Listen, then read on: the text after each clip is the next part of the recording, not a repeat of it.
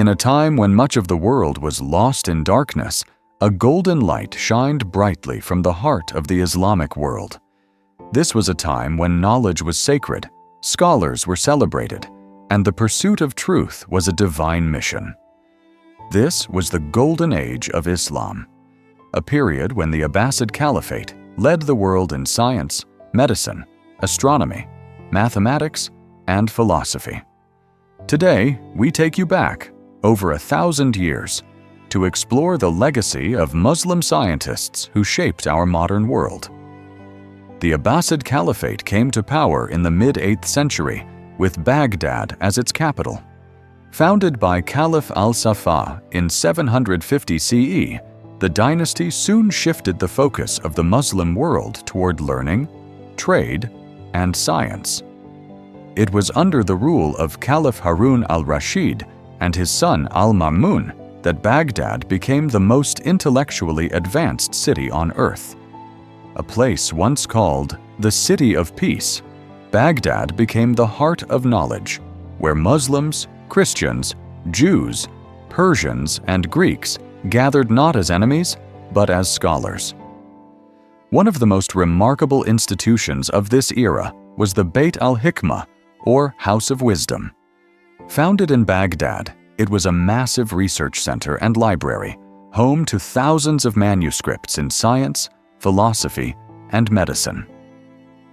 Caliph al-Ma'mun invited scholars from all over the world, including Indian mathematicians, Greek philosophers, and Persian scientists, to translate and expand upon the world's most advanced knowledge. Here, knowledge was not just preserved, it was enhanced. Let's meet a few brilliant minds whose work continues to shape our modern sciences. Al-Khwarizmi, father of algebra. He introduced the concept of al-Jabr, which evolved into modern algebra. He also wrote a book on the Hindu-Arabic numeral system, which brought the numbers 0 to 9 to Europe. His name gave rise to the word algorithm, the very foundation of computer science today. Ibn Sina, Avicenna. The author of the Canon of Medicine, Ibn Sina revolutionized the field of medicine and was taught in European medical schools for centuries.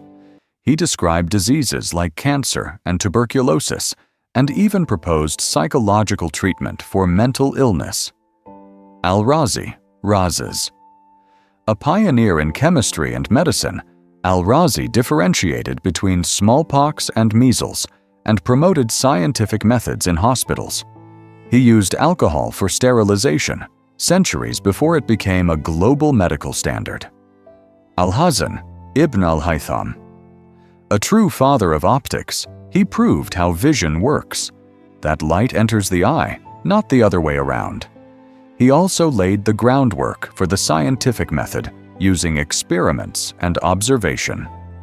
Al-Biruni, a polymath who measured the Earth's radius with near-perfect accuracy. He also studied geology, astronomy, pharmacology, and compared cultures and religions with surprising objectivity for his time. Jabir ibn Hayyan. Known as the father of early chemistry, he developed techniques like distillation and crystallization, and introduced the idea of the scientific laboratory. While Europe struggled in the Dark Ages, Muslim scholars were preserving and expanding the knowledge of the ancient Greeks, Romans, Indians, and Persians. When the Renaissance began in Europe, much of the knowledge that sparked it had already been transmitted by Muslim scholars through translated books in Spain and Sicily. Muslim science was not just science, it was inspired by the Quran, which encourages reflection on the natural world, logic, and learning. Say, are those who know equal to those who do not know? Surah Az-Zumar 39:9. To the early Muslims, learning was a form of worship. So what happened? Why did it all decline? Several reasons led to the end of this golden period. Political instability and infighting invasions, like the Mongol attack on Baghdad in 1258, narrow interpretations of religion that discouraged critical thinking.